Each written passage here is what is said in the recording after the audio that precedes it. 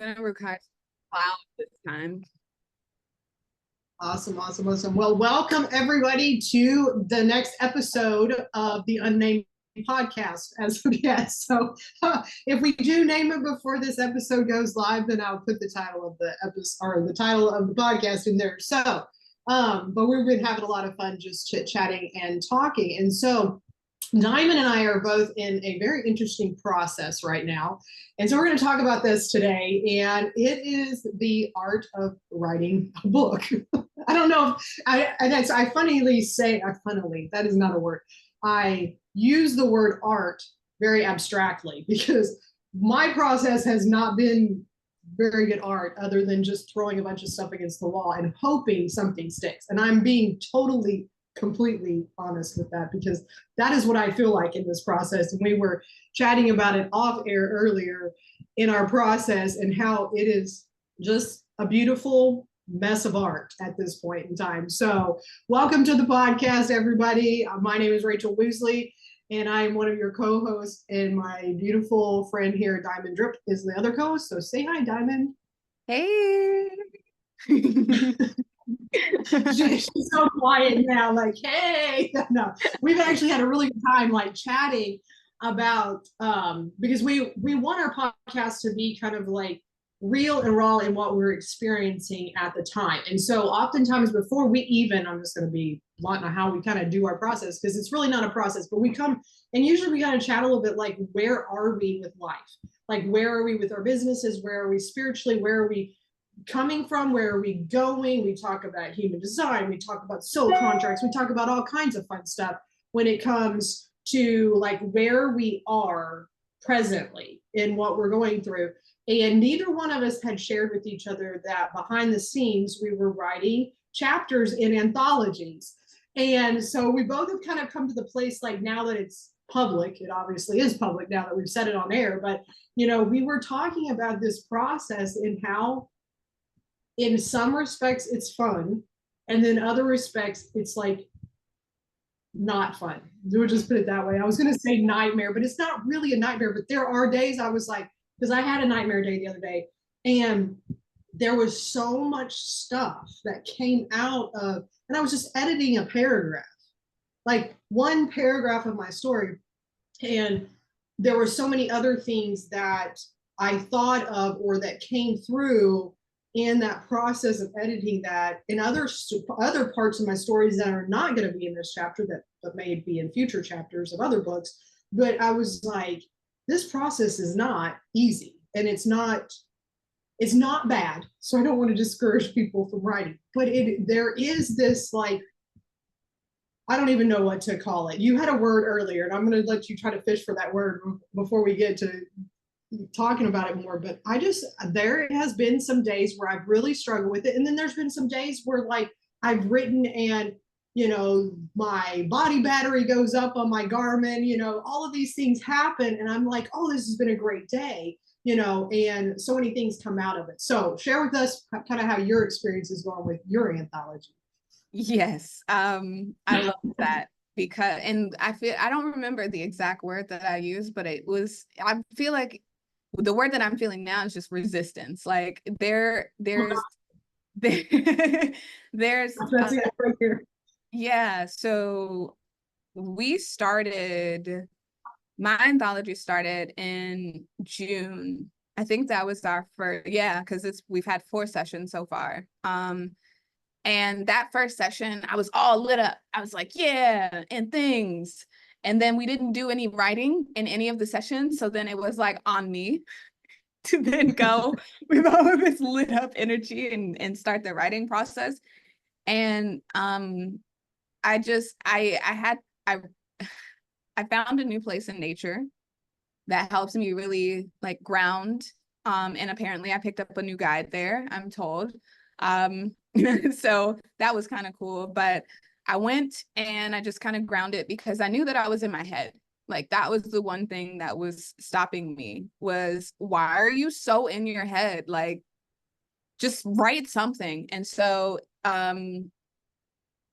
it started with like, okay, how would you want to like begin it? Like, what's the hook pretty much? And then from there, it was like, oh, that's an interesting angle that you had there.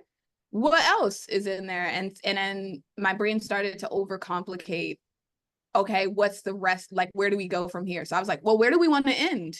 Right? If we know how we start, we know how we end, then, things might just feel their way in. And so I'd been through a business coaching program that taught heavily around storytelling for your business. And so I drew my little diagram in my little book, because it's two mountains, like one's a really big mountain and then it's a small one. And you start at the top of the mountain, like, your credibility, vulnerability. And then of course there's always, but it wasn't always this way. And then you talk about the pain points, and then you're at your lowest low, and you have a turning point, and then you climb out, and then we're here now. And then you tie it back to the audience of like, okay, now that we're here, if this is where you are, you're in the right place pretty much. And so I followed that framework, and it helped me get something on the page, which was nice. And then we had our second session, our July session, and it was like what I wrote, and then learning a new framework for how to write stories, because it's like this 12-step, like Shiro's journey. I can't even tell you all the steps, because that's why it's a screenshot in my phone. But it helped me. It helped me. It helped me think about it in a different way, because the way that I learned to tell stories in the business coaching program was very much for like master classes. It was the story, but then you got to teach, and then you got to close it with an offer at the end. And it was kind of similar in the book, but I wanted the book to be just more meaningful, more tips and things like that. And the way I had learned to write stories was different than what I was trying to execute in the book. And so my brain was giving me a lot of pushback, just where do we start? And now I'm in a place, like, I'm not gonna lie, this like, I need to write, like, get off this procrastination thing. Like, this was recent, that I just blocked off some time to actually do the thing. And it was only after having my Akashic records read that I got the confidence to, okay, what you're about to do is you're about to jump timelines. So it's one thing to have like the science brain tell you, feel the fear and do it anyway, because science tells us that fear and excitement, they're the same energy. It's just a matter of like how you decide that energy is showing up, and that decision can be made in a matter of 7 seconds. And so it's one thing to know, feel the fear and do it anyway. It's another thing to recognize that energetically you're about to jump timelines, and that's why you're feeling so much resistance. It's like, but if I do this, like, it's into the unknown, like I'm skipping some steps, like, so it's one thing to know the science, and then to know the energy behind what's happening. Because when you know the energy behind what's happening, then it's like, oh, well, yeah, I want to jump timelines. Yes, I want to get there quicker. So whatever I'm feeling right now, like, do it. Do it. Just write your words.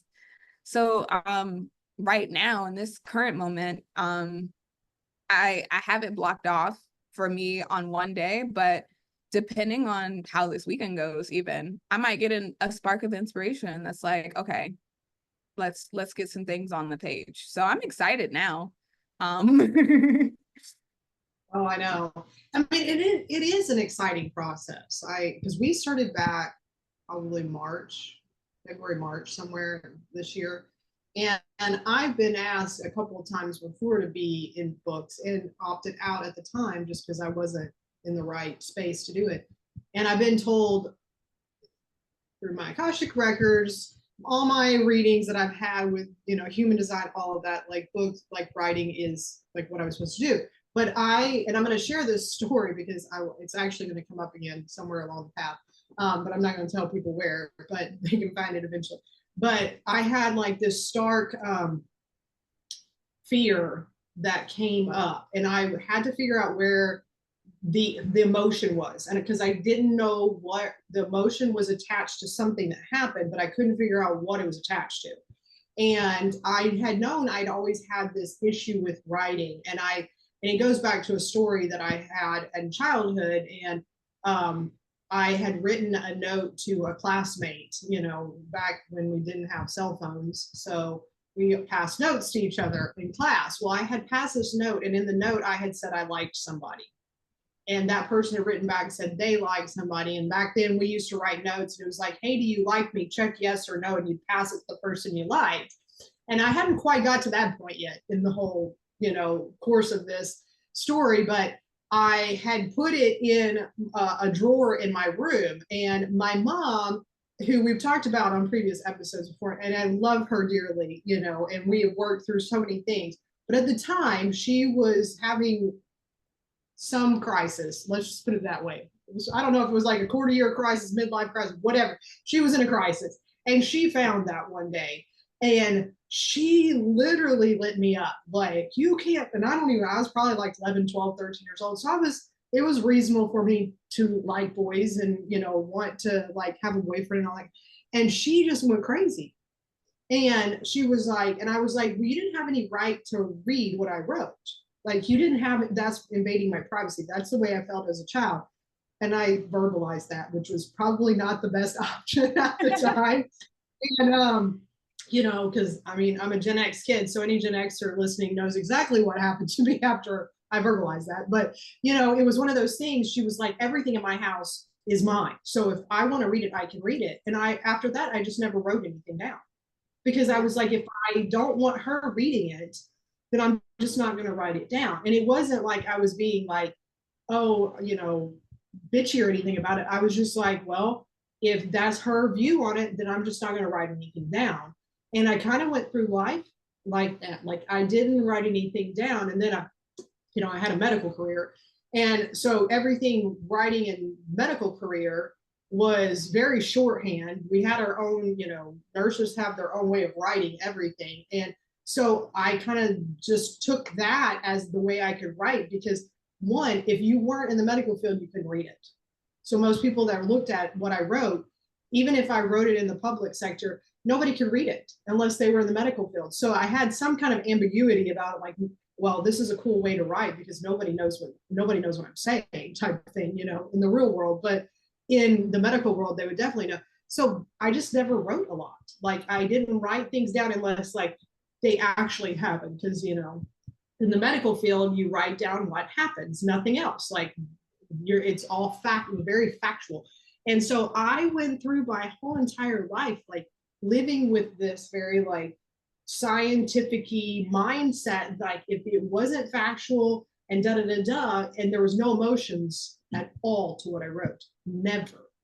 And so when I started homeschooling was when I had to like really rethink writing, because I had to teach writing.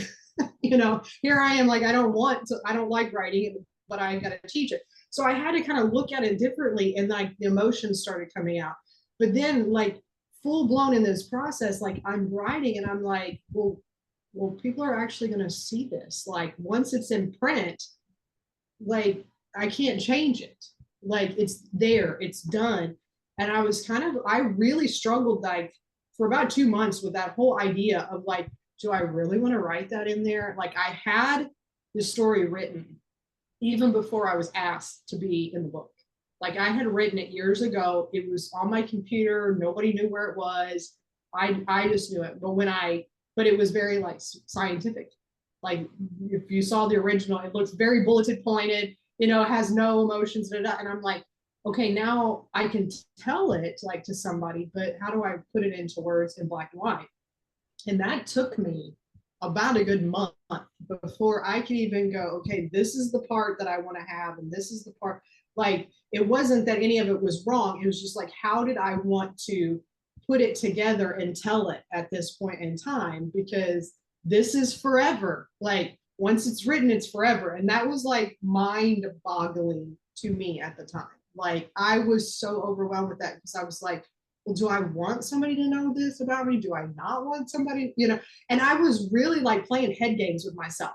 And I felt like I had gone back to being that child again, like sitting there going, well, this is my privacy. But when you put the book out there, that book is kind of like my mom going, well, it's fair game now. And I really had to like come to terms with that fear, because I didn't realize it was attached to that incident. Like all these years, I've never really thought, well, where did that incident, like, where did that fear come from? Like, what set it off, And I didn't even think about that incident until I started writing this chapter in the book. And I had to go back and I was like, oh, it was there. Like, there's where it started.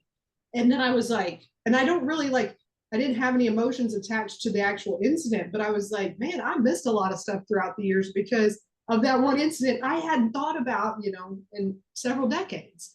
And I was like, how many of us go through life and we don't do anything because we have a fear of something, of X, Y, or Z, and we don't really know where it stems from. And then when we examine where it stems from, I literally looked at myself in the mirror and I was like, that is the dumbest reason, Rachel. Like, I literally said that to her. This is the dumbest reason.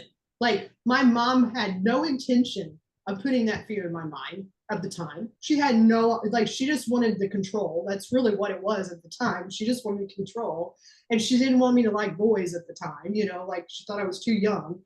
And so it was like, none of what was intended for that conversation was the outcome of the conversation. I just took it and had a fear of it for years and never even realized it. And then I was like, well, this is the dumbest thing in the world for me to have this fear.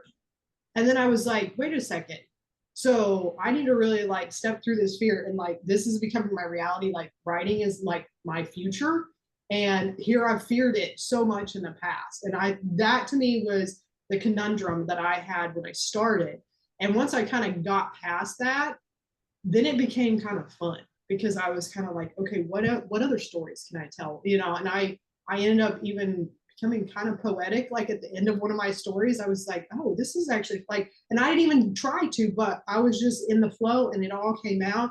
And I was like, this is enjoyable. Like, it was like pure passion at that point in time. Once I realized where I had been to where I was going, and I was like, oh, well, this is a lot of fun. Now there's some other things that happened in the midst of it. But to me, like, that was where I started, was that fear, and realizing that fear and how to take that fear and transmute it into my passion and make it a reality. So that's kind of where my story has been for a while, and it's been interesting to have that.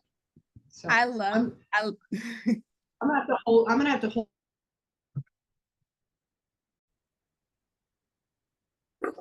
I love that you brought up that piece about like mom control, especially when it comes to our writing, because one of the things that I know, our stories are so similar. So I was like, oh, that happened to her and that was kind of holding her back. Like, I wonder if that some version of that might be happening for me. And I remember when I was a teenager, and I was really in a really like the darkest like thoughts and things like that, because I was still with my mom. I hadn't been removed from her care yet. I would write poetry, and as much as I would want to write like butterflies and rainbows, like Right. what was coming out of me was like death, and like, I don't want to feel this pain anymore, and like all of the things. And I would sometimes draw to go with like the poems and things, and it was like Grim Reapers, and it was all very, very dark. And I remember one of the times, my mom, she found my poetry book, and she, in retaliation to whatever we were experiencing at the time, she threw it away. Oh, wow. And I remember being so hurt by that. And it took me a really long time to like really even start writing another one. Like, I think I eventually did, just because I was like, that really did help. But it took me a while to get back to writing. And so as you were talking, I was like, okay, yes, that did have an effect on me, but I don't know whether or not that's affecting my ability to write right now. And so then it was like, okay, well, if it's not that, because something was holding you back, the first thing that popped into my head was writing for school. And then of course writing for university.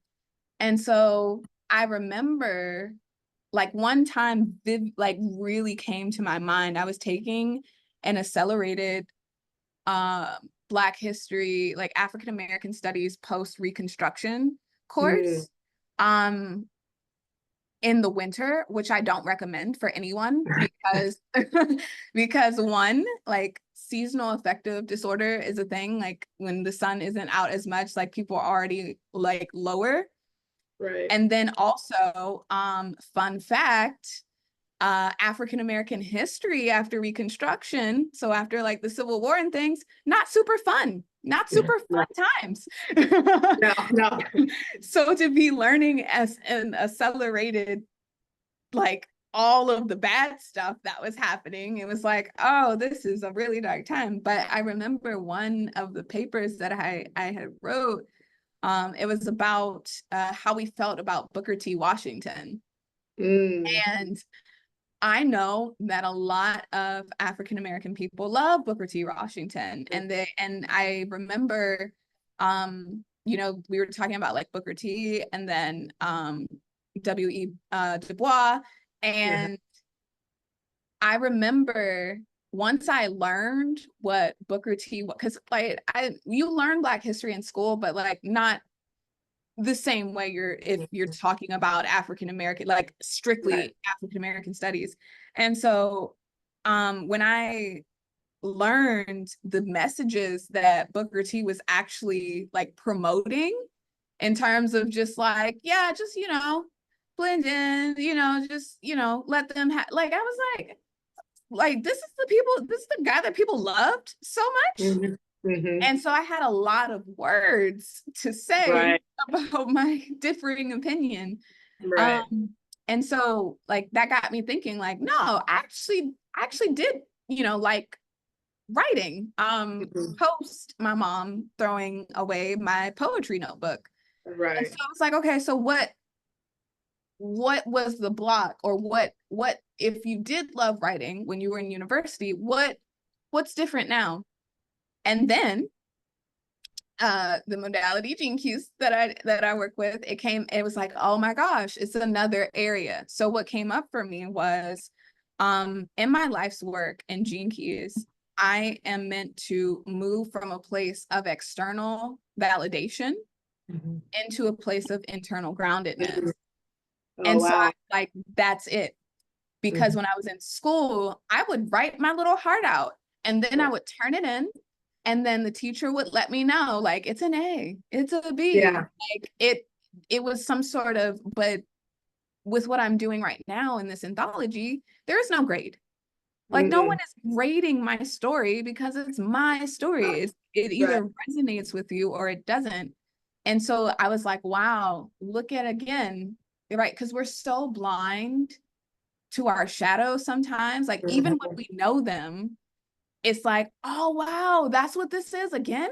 Like, but like, so that's really one. I find it really interesting that we both had that mom control piece happen in our youth that like did stop us for a time. Yours continued like into adulthood. But I thought that was really interesting. And we've said this with our birthdays being so close together, like there are similarities, but like, and then you looked at our soul contracts and then seeing like the similarities there, but it's like another layer of like, wow, we had this too. Oh, I know. And we'll have to talk about something off air because it's really going to be cute with the whole Booker T. Washington thing, but because I have my own experience with that. But something you said, though, made me really think about something, because when I was in school, I didn't mind like when I was in a science class or in a chemistry class or whatever, if it was sciencey or even history wise, I could really write those papers and I was okay with that because it was factual. I could write the facts it was non-emotional. Like, and funny enough, I was on the school newspaper and I was the sports writer.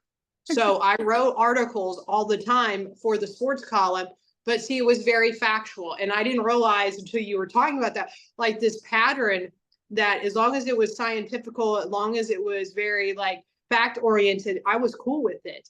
And it was like, you know, the whole facts over feelings type thing that people talked about. And it's more of like now it's flipping it on its head. It's not the facts, it's the feelings. And so I find that interesting, but you know, because I'm a reactor in my human design, but I'm also a mask wearer in my soul contract, like heavy mask wearing. And so having and knowing like that sciencey part of it, because here's a short clip of something else that happened early on in my book process here. I had 2 versions. And when I sent it to the editor and I said, which one do you, if you were reading this, which one would you like better? And he sent me back one like immediately. And he said, I hate this one. It sounds like you're a scientist. And he said, so he read through the other one. He's like, I like this one more, but you need to have more feelings to it because it's still very, very like factual oriented. And so I kind of had to cheat. And I'm not a big proponent of chat GPT or AI or anything like that to write, but I do like to use it as like discourse, like I'm conversating with somebody, like, how does this feel? What? And so like I put a couple of the things he said in there and I asked the AI is like, what feeling does this chapter give you? And it kept spitting back, it sounds very boring, it's very scientific-y. It's like those were the terms that it came back. And I was like, when you said that, I was like, oh my gosh, this is a common thread for me. Like that's a mask for me. Like to get to that headspace where I'm only talking about facts, I'm only talking about the science, I'm only talking about the current issue at hand and not the emotions of it. And that's really emotional. Ooh. So it was like, that's really like, wow, profound. Like that just like came through because I was like, yeah, I just realized that writing style for me, that comfort zone was a complete mask for me. So there's a couple pieces of writing that I have on my computer right now. I'm just gonna have to throw away because they're gonna exactly be like that. I know it already. Oh my gosh. And even as you said that, I was like, I pulled up your chart again.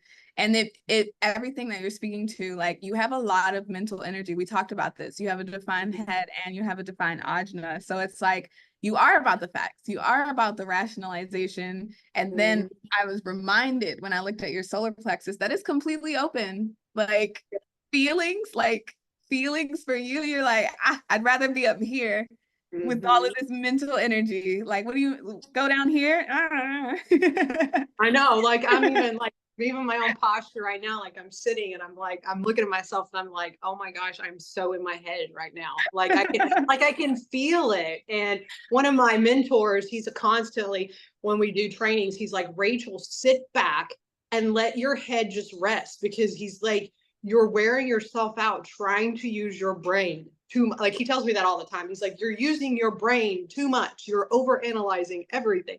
And so that for me, like thinking about that, like this whole process has been me getting out of my head. And like, even when I've been writing, like there's been times where sentences I've gotten really stuck on them because like I would say it if I was talking, but to write it, it doesn't make sense, to the reader. And so I would have to go back and I'd have to play with it and I'd have to go look up, like, well, what word could I use besides this word? And it was always like certain words would pop out to me and then other words were like, I don't want those words, but they were feel good words. Like they not feel good, but they were feeling words. And so I find that interesting now. So when I'm finished, I have to do one more edit. I'm going to have to like put some more feelings into my chapter. And one of the things too, like you were saying, so I don't know if this is of any help or not, or if it's a part of your process already, but like with your defined throat, you have that voice, that consistent voice.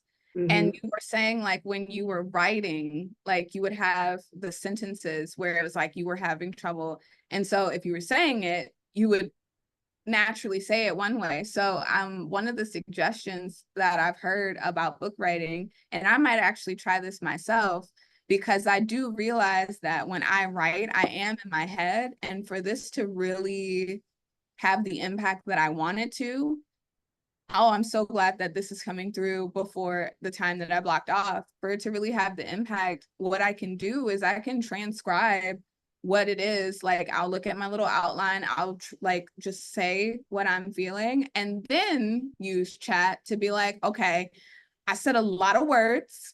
It's supposed to be 2,500, so make it make sense. Make it have a story arc.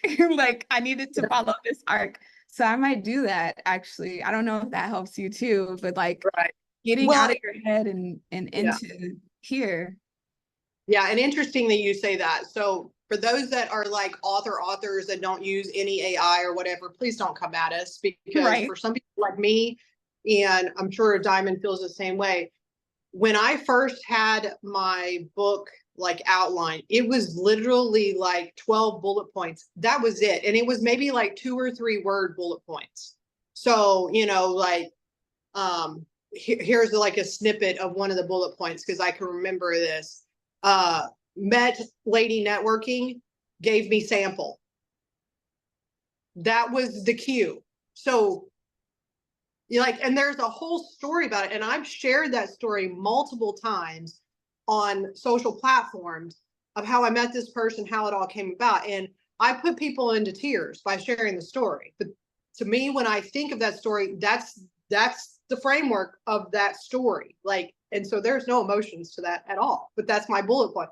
And I had to do that very thing. I had to go in with some of my bullet points and talk to the computer like I was talking to myself, like, okay, so what did I feel when I was sitting with her? What it like, and so there were times where I like literally had dialogues for hours with the computer to really think about how I would want to say something. And I did a lot of dictating of it. The first draft I did, with no joke, when the editor sent it back, he's like, I'm just sending it back to you with no grammatical corrections, because he's like, this is like a 2,000 word run-on sentence. Like, he's like, when did you take a breath? Because when you're dictating, when you take a breath is when they put a period. Well, I was talking and like, I mean, the way I talk anyways, there's not a lot of pausing in between sentences, you know? So I don't like give these big like indicators of like, I'm transitioning. He's like, it's like literally one run-on sentence. But if I was sitting and you were telling me the story, this is how it would feel like it was coming from you. And so he's like, that's why I chose this story versus the other one that I actually had written, like, or had tried to write, which now I've read it again. And I thought, oh my gosh, this is the most terrible, like, storyline, because it was similar, but it wasn't. Like, it was completely different. And because it wasn't my voice. And so that's something like for our audience, if you're considering, and by the way, like, if you haven't had your charts read by one of us or somebody else who's a practitioner with human design or soul contracts, believe me, it will come out if you're supposed to write. It will constantly come out. Like, for me, it's in every chart, everything, my gene keys, all of it. It's all my shadows. And yeah, that's the wonderful part about it. So I constantly have to face this whole idea of writing and face this fear head on, which is not really a fear anymore. It's more of like, oh crap, this is something I have to do. And I have not used my skills yet in a way to do this effectively. So I'm having to learn like a whole new skill stack, to be quite honest. And that's been the interesting process for me as of late with it, is using tools that we have, which I can't imagine like the editing process, 30 years ago, where you'd have to go banter back and forth with your editor like this. So kudos to those authors who wrote that way. Now we can just banter with Chat GPT and they can hear our stupidity. And, a lot of times they gave me stupid ideas back too. So I didn't use like 90% of what I did or typed on there. But the process of just having that discourse and that dialogue and using the tools that we have in our modern society, as well as having platforms like this where we can talk about these things in real time, because we didn't have an idea what we were going to talk about on this podcast, but then we were both like, hey, how is everything going? And you could tell we were both kind of like in different spaces, but still in similar energies. And like we were struggling with things, but did we really want to talk about them here or not? And this became a great place for us to share because we've had some major epiphanies, even in the process. And that is the process of writing, in my opinion, the process of putting words to paper and then dealing with the emotions of those words on that paper because they're yours. And I don't know, what do you think about that? I think you captured it beautifully, especially because like we started this podcast to let people know what it's like when you're in the journey. Like, and so for both of us to be a part of an anthology at the same time, like I wasn't really thinking about anthologies last year. Like the book that I wanted to write last year and still want to write is a psychedelic integration workbook where I walk people through like what are the benefits of like the hero dose and having some questions that now that I have the human design piece, like helping them integrate like who their awakened self is with like their design of their incarnation in this lifetime. It's still a book to come for sure. But that was where my headspace was. So for both of us to be in anthologies right now where we have to tell our story in this way, it was beautiful. And so for both of us to have epiphanies or aha moments just from this conversation alone that's going to make our writing better, like that's what we're here for. Like, and if in the process this conversation helps somebody else, like cherries on top. Absolutely. So if you are thinking about writing a book and being a part of an anthology, or even if it's just writing your own story to tell somebody or to tell your kids in the future, or even if it's a blog or whatever that you have that you're writing, I encourage you just to do it. Like whether it's for anybody else or just for yourself, but the process of getting your words out on paper and processing them. And I'm going to speak directly to my generation right now, because I know for many of my generation, it's super hard because feelings were not something that we talked about a whole hell of a lot growing up. We were like, stop crying, everybody told us to stop crying, not to have a lot of feelings and things like that. And a lot of us do have a lot of emotions and a lot of feelings, and they're not all negative. And that's what I always want to encourage people is, even in this process, like these epiphanies, they're not negative. Like our stories of having to deal with our mothers, that's not a negative story, in my opinion. Now, at the time, could it have been negative? Yes. Did it have repercussions that neither one of us intended? Absolutely. But here's the thing. Now that the story is part of the story, that's the beauty of it, because I had to have that incident happen in order for me to be now where I am, because we're recording this the day after my birthday and about a week after Diamond's birthday in 2024. I would not be where I am writing this book if I didn't have that story. So I look at even those things that in the moments they might have been not fun, those are part of the journey, and we have to have those things. And our soul my soul wanted me to have that story, and part of my story. And it will probably, now that I think about it, it will probably come up in a future book, because I have one that's very much on duality. So there's the hint of where I'm going with that book. But it will be not so pretty at the beginning of the book, but it'll turn into beauty by the end of the book. And that's the whole point of the book that I want to write. I'm not going to say much more about it, but that's what I want to write in the next book, is that we can transmute those terrible things into positive things. And so if you're in this process of writing, reach out to us and share with us what you're doing, even if it's not going to be published, or even if you want somebody to read it, just reach out to us, because I would love to read people's stories. And there might be something coming up in the future with that. So, put that out there, because I have something in the works with the editor and publishing company that I've got going with, about how to share those stories in the future. So hint, hint about something coming up. But if you're in that process, reach out to us, share with us, tell us where you're at in the process, how you're feeling, because we're all about the feelings right now. Tell us how you're feeling, and we'll keep sharing our journey with you. We'll keep sharing where we are and when the books come out and how you can get your hands on them. and how you can help us promote them and get them into more people's hands, because that's the beauty, I think, of storytelling. And you shared your business storytelling, and I think we need to tell more stories. I think people need to share their stories more. We're so connected social media wise, but yet we're so disconnected story wise. And we don't know people's stories well enough to listen, because that's what all stories are about. They're not about the person telling them, they're about the person that's hearing them.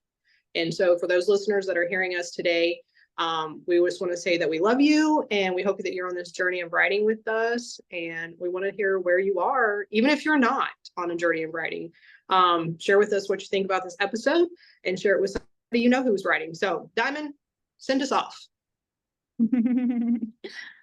That was a beautiful send off to follow up, but absolutely, whether you are on a writing journey or not, like, we are here, and we definitely want to know what you thought about this episode, because this was I don't know, I know for both of us this was healing. So Yeah.